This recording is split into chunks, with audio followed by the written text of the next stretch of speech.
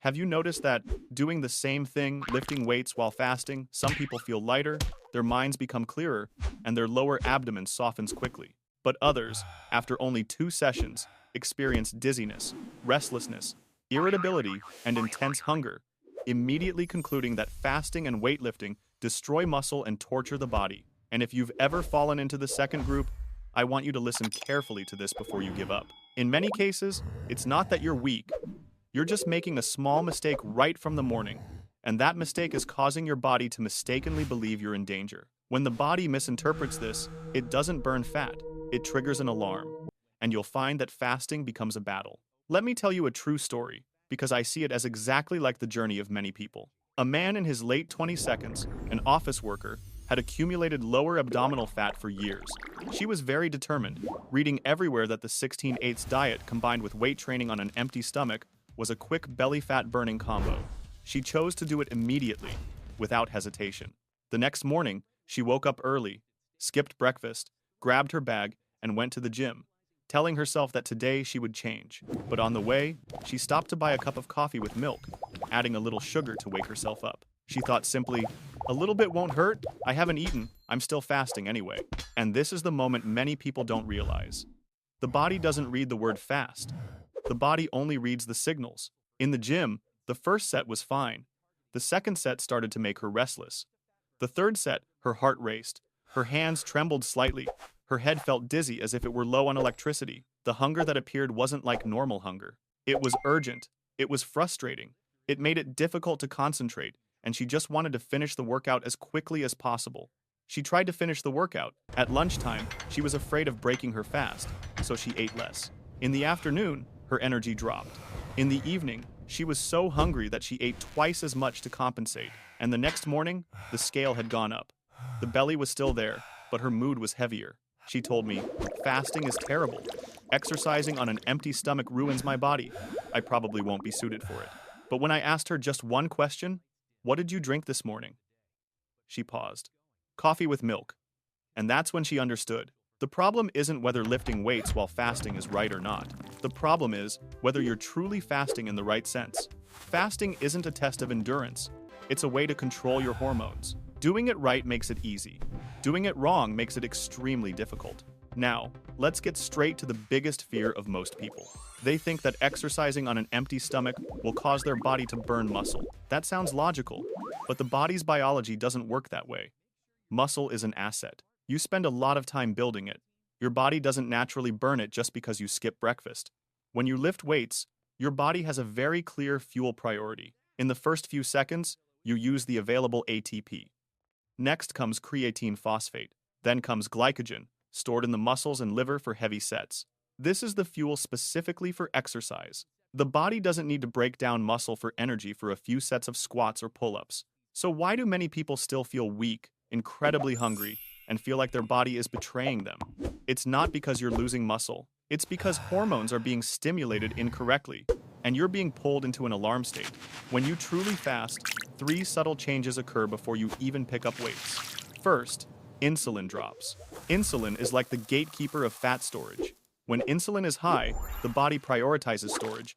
The fat storage is tightly shut, and you have difficulty accessing fat for use. When insulin is low, the door to the fat storage opens wider, and fat is more easily released into the bloodstream for energy. Second, adrenaline increases slightly. Not in a panic-inducing way, but like turning on a light in a room. It helps you stay alert and increases your ability to mobilize stored energy. Third, growth hormone has short spikes, favoring the protection of lean tissue and supporting fuel mobilization. Simply put, the body enters a mode where fat is more easily removed and muscle is prioritized for retention. When you start lifting weights, that signal intensifies.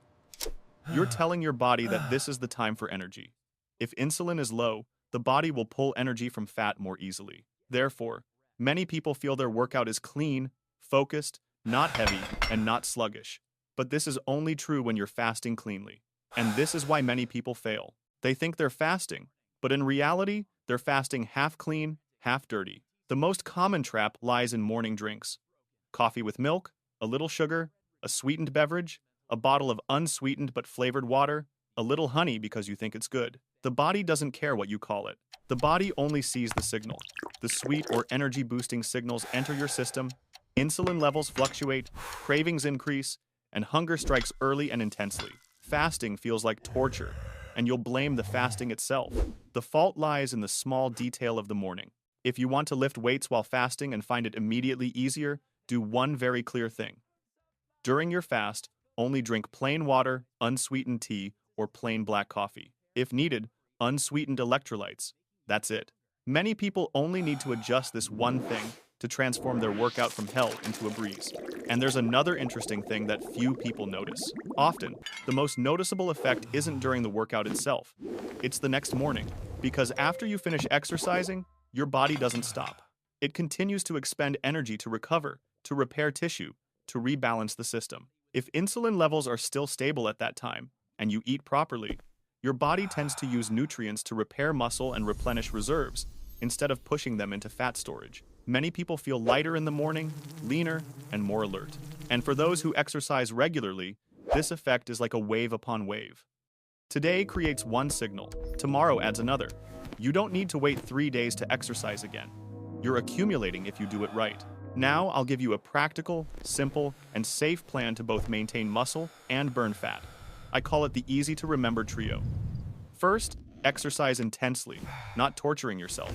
Fasting, combined with weight training, that includes well-defined rest periods, squats, presses, rows, pulls, pushes, in sets with sufficient rest, and maintaining good form, ensures you leave the gym still controlling your breathing and feeling strong, not exhausted. If you turn your workout into an escape, with prolonged HIIT, intense cardio, and increased stress, your body is more likely to react negatively, becoming hungrier, craving more, and you're more likely to overeat. Fasting doesn't require you to suffer.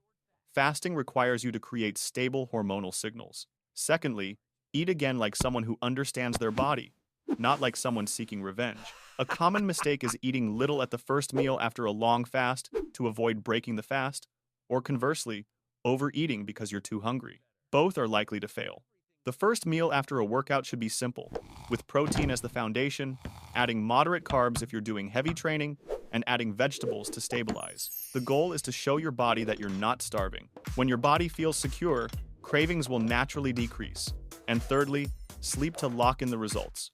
Poor sleep increases stress hormones, sweet cravings, and hunger. Good sleep helps with recovery, calms the mind, and makes natural fasting easier. If you want to sustain this, consider sleep as part of your plan. I'll also quickly remind you for your safety.